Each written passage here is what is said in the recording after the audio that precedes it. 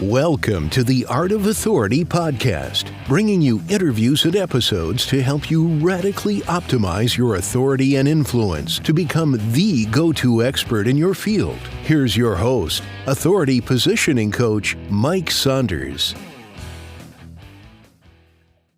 Hey guys, welcome back. This is Mike Saunders, the authority positioning coach. And today we have with us Tom Schwab, who is the CEO of Interview Valet. Welcome to the summit, Tom.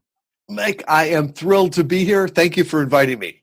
You're welcome. And when I interviewed you on my podcast months ago, and then I decided to do this summit, I really wanted to find people that understood how to get expertise and authority and influence really dialed in, but more importantly, amplified out. And I love the way that you do this. You speak of it on your website. You deliver this for your clients. So let's kind of jump right into, your company books people to get on podcasts, and that's the kind of meat and potatoes of it. But let's take it up 30,000 feet and talk more about why is that important for an entrepreneur, coach, speaker, author, people like that. Why should they think about taking their message to market using podcasting? Oh, very much so. And I would argue that the biggest problem any author, speaker, coach has today is obscurity. Right? Yeah. They've got stuff that they could serve people with, if those people only knew about them. You must have been reading my website, or we must be on the same wavelength, because I use that word specifically because you're exactly right. If you were a doctor with the cure for cancer, it doesn't matter if you only tell two people, you got to get the word out. So like to your point, people are obscure in their little tiny pond that they swim in. Your people might know what you do, but let's get the word out. How do you bust through that obscurity? And it used to be that we served, the people in our community, right? So you'd go to the local chamber of commerce or something and meet those people. Now the world is our market, right? So how do you reach them? And one of the things that I've always been frustrated on is people keep talking about how do you break through the noise? And to me, I just see myself, it's like yelling at a rock concert. I'm not being heard. I'm just adding to the noise.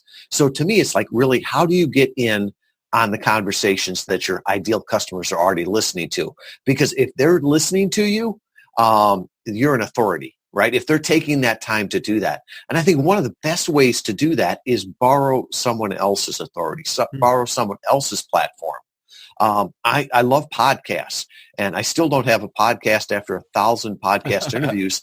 And people say, why not? And I'm like, because it's a lot of work, right? Anybody that says doing a podcast is easy has either never done it or never done it well. And I think one of the quickest ways to get authority is to borrow people's authority. So, in the olden days, if you got written up in the paper, you were an authority. Mm-hmm. Or if you got interviewed on television, you were authority. Well, think about it now. Podcasts are the new digital stage. So if you get invited on this digital stage, that gives you authority. And we really look at it not only from getting booked on a podcast, but my background is inbound marketing, using content to attract, engage, and delight. And that used to be blogs. And what we used to do on blogs was I could write a blog myself, put it on my site, get seen by 3 people. One of them is my mother. Or I could take that same blog and put it on the Huffington Post, Wall Street Journal, sort of get their authority and leverage that. And so really what we're doing on podcast interviews is something very similar, Mike. So your audience loves you, right? You're the authority. Well, when you invite me on your podcast, they assume that you have vetted me and all the rest of that. So it's almost like there's guilt by association. Well, there's also halo effect by association. Right, yeah.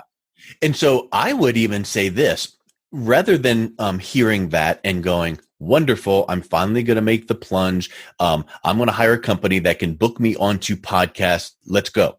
I would say that's putting the cart before the horse, because you need to have a plan and a strategy and a blueprint first. So who is your target audience? What problem do you solve? Who has the know, like, and trust with your target audience? And maybe who do they look up to? What type of personality? So I would say, and maybe correct me if I'm wrong, but part of what you would provide to your clients when you help book them onto podcast is who really do you want to speak to? And then now let's get the ear of who influences them. So now getting you on those shows does 2 things. You're, talking about your area of expertise, but now you're seen on somebody's show that your target audience goes, oh, they were on EO Fire.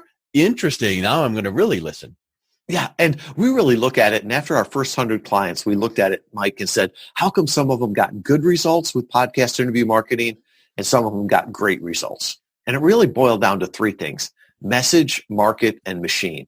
And all those things multiplied on each other. So if one was low, the whole result was low. So message is, do you have stories to tell and not just a product sell? Yeah. You're not going to be an authority just doing a sales pitch all the time. Push. Yeah. The next one is the market. Do you know who you want to talk to? And do you have something that can help them? It does you no good to go out there and build your authority if you've got no business plan behind it. These people that say, I want to talk to everybody. Well, not everybody wants to listen to you. Or I just want to build my brand. I have yet to figure out how to figure out the return on investment of build my brand. And then the final thing is the machine.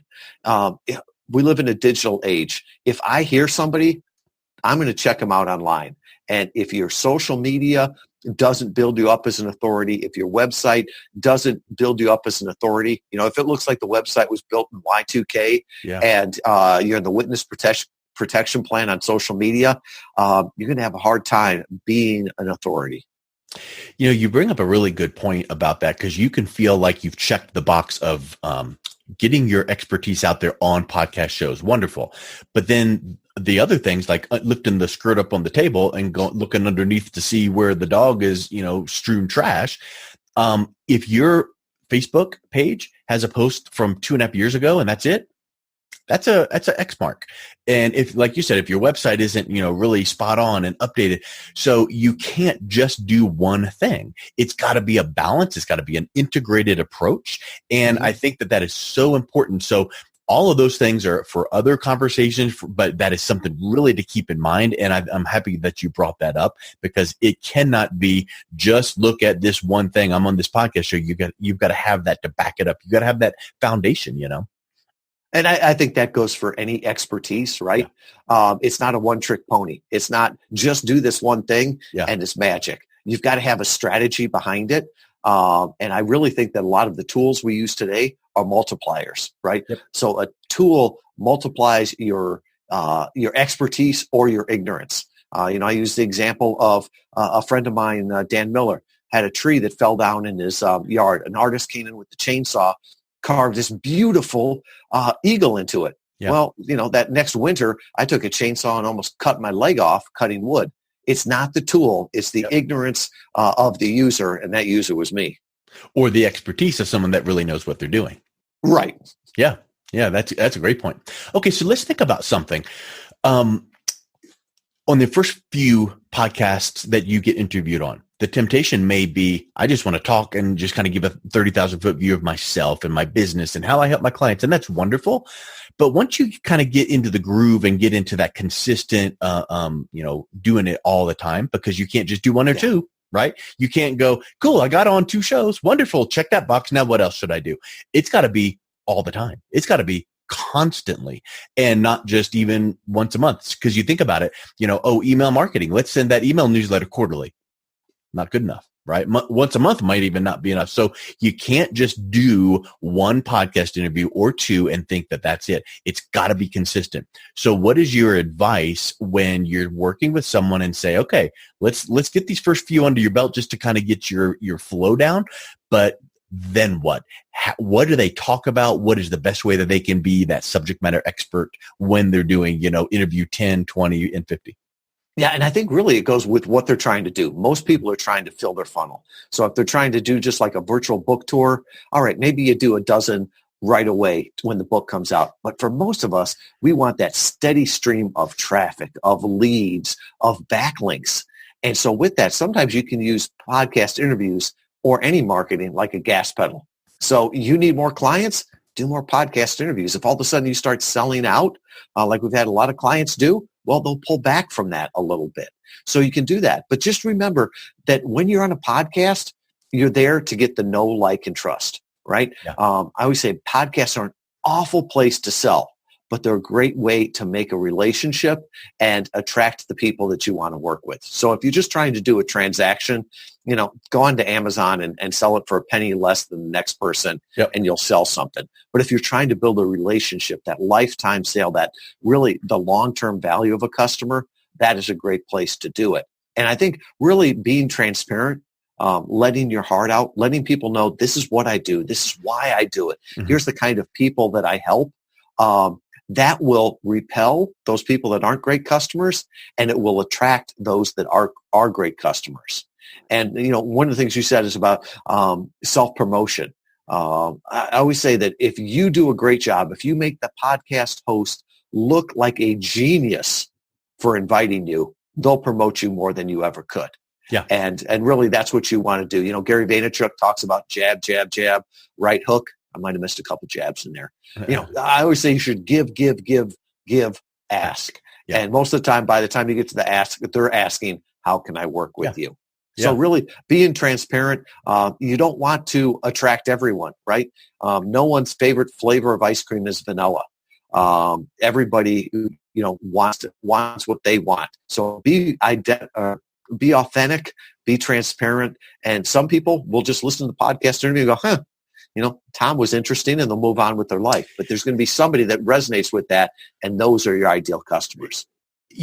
Something you just said made me think of something which I think that too many people get tied down or focused on the wrong thing, like metrics. Hey, Tom, you booked me on 2 podcasts. Where's all my business? You're not approaching it the right way, because you might have a direct response download or report offer at the end, and that's wonderful and fine. But I would submit to you that if you use podcast interviews the right way in a strategic approach, where you are then taking each interview and you are promoting it to your social media, your newsletter, your, even in your in-person, maybe you're doing that chamber mixer and you go, oh, you know what? That's a great question you just asked me. I was just interviewed on a podcast last week and I covered that. Say, give me your card and I'll shoot you the email of that interview. So now all of a sudden you're not sitting back waiting and hoping someone hears that, calls you. You're proactively using it. And then so I want to get your thought on that, but on the same vein, the podcast interview can enhance everything else you're doing. So when they hear you, they might not go, I must take action because I heard Tom's great interview, but they might hear that and go, oh, that's pretty good. He has good points. But then they're on your email list and they get something else from you. You're like, oh, that's pretty good. And then they see your social media post and they go, I got to call Tom. He's the man. Right? I can't tell you how many people will say, I heard you on a podcast interview. And I say, which one? And they're like, I don't know. It was a few of them. And, it's just that 6, points of touch before a sale. Yes. And the other thing you mentioned, vanity in there and metrics and everything. We're all guilty of this, myself included. And I remember being on a podcast one time, 40,000 listeners. Mike, I was thrilled. I was thrilled to be there. It was my biggest podcast to that point. From that, I probably got 24 leads. I was thrilled with it. Sure. But shortly after, I was on a podcast that the host told me she got 350 downloads per episode. But I thought, it's my ideal audience. I'm going to do that.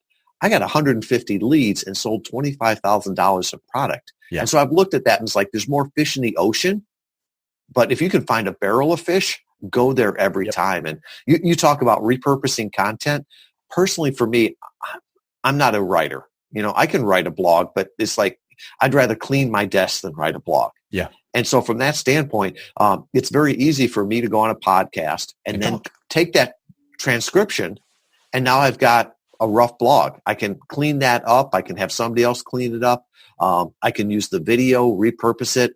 So it's so powerful from that standpoint. And you can create in the way you want and repurpose in the way your customers want. And really that's, if they start seeing you as an authority and you're blogging, you're on videos, you're on podcasts. And when, they don't see it because they don't look at all forms of it.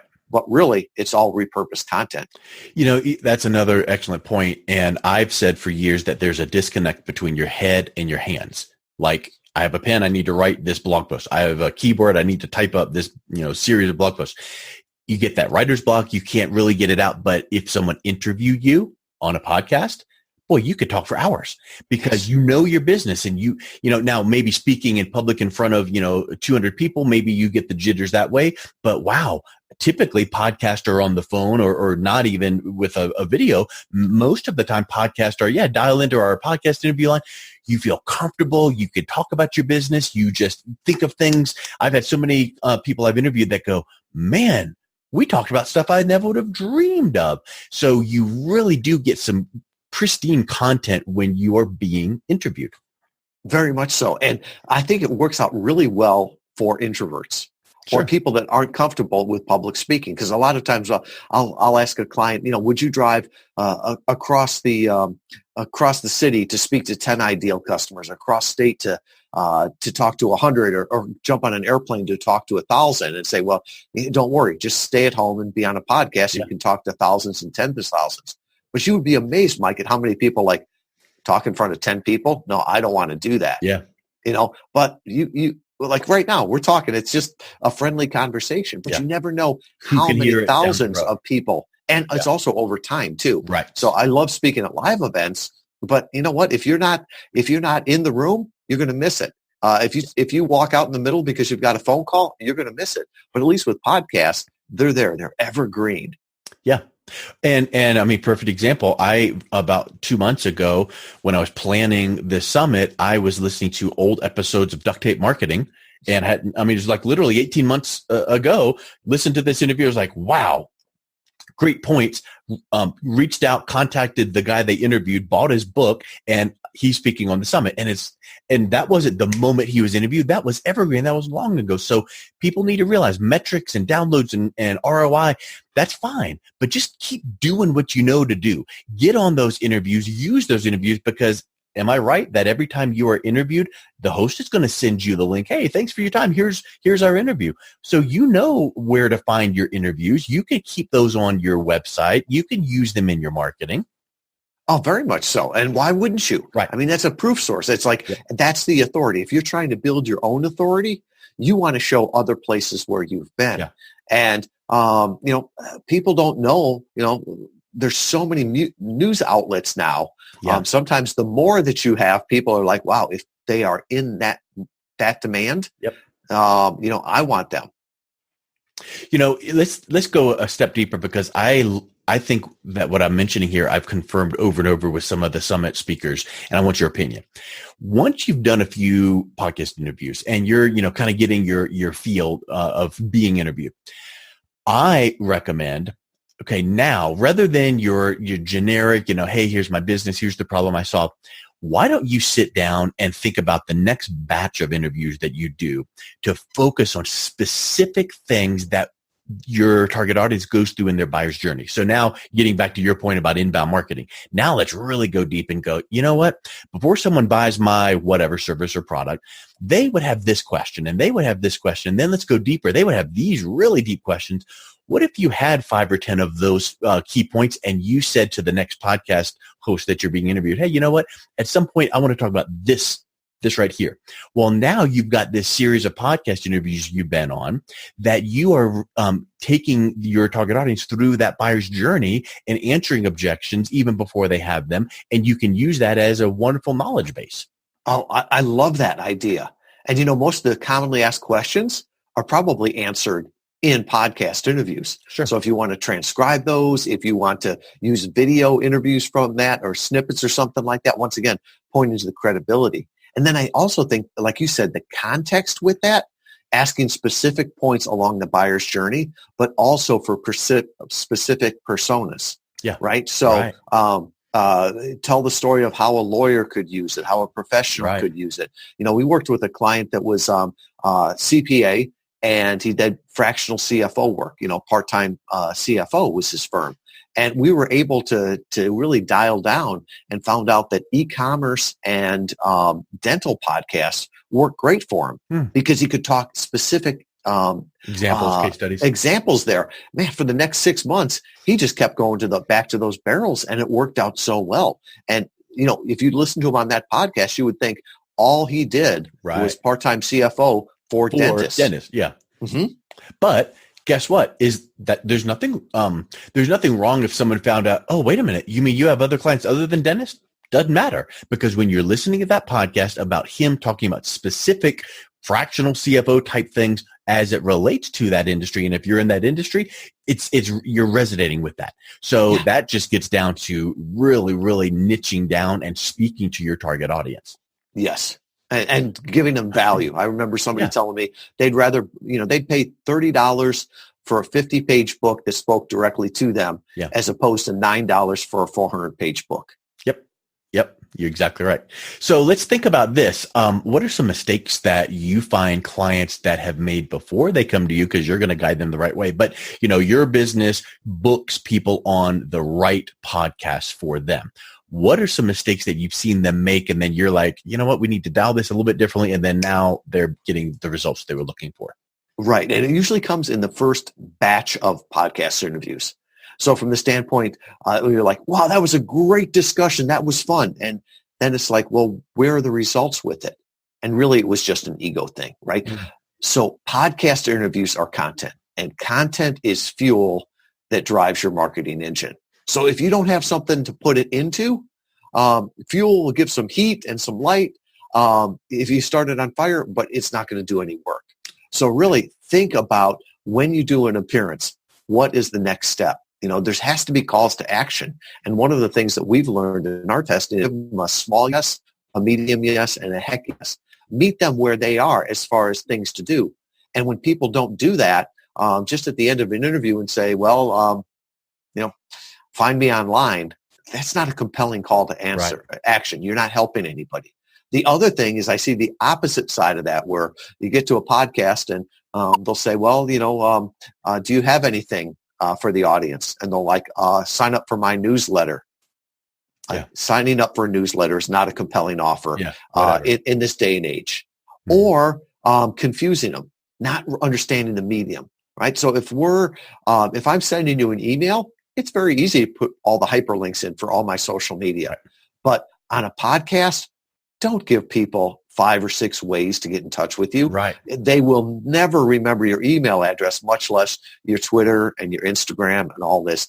Make it easy and send them to one place. And our testing has shown that you should always send them to a dedicated welcome page, right? So for example, I'm on Mike's podcast. Great podcast. Thrilled to be there. But you know what?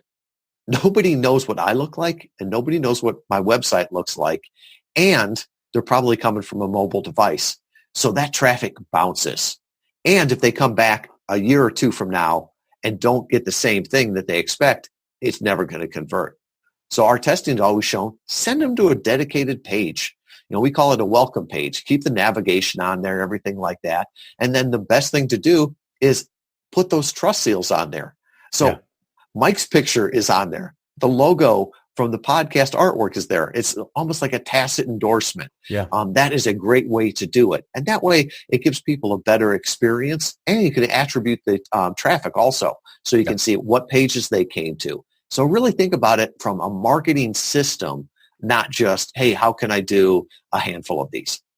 Yeah, that's a really good point. And, you made me think of something else with devices.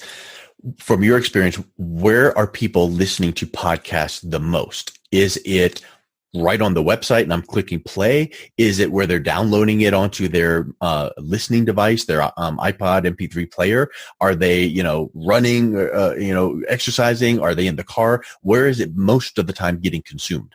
That's the analytics and the metrics are the tough part. There's not good numbers on that, but I think we're becoming more of a mobile society. So people are multitasking while they're doing it. What I understand is it's more mobile devices, right? Smartphones, cars can download them now.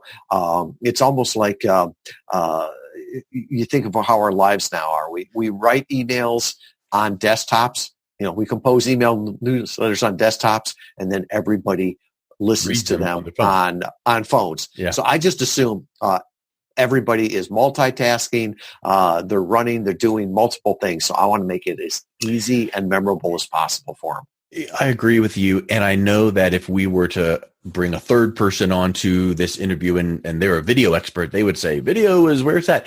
And there's statistics that prove that video is consumed and video is wonderful. But I would say that when I watch videos, you got to, like I know you can watch it on your phone too, but a video is meant to be watched and listened to, maybe on your desktop, on your phone, and they're doing something. Maybe you're demonstrating something. So I would venture to say that a podcast is more versatile and widespread from the sense that that you're just listening. You're only going to consume the audio. You don't need to worry about, hey, look at this screen share. So what are your thoughts on the being able to get the vast widespread of the podcast, because people realize a podcast is only audio and they're not going to get frustrated because, I can't see that thing he was doing in the video.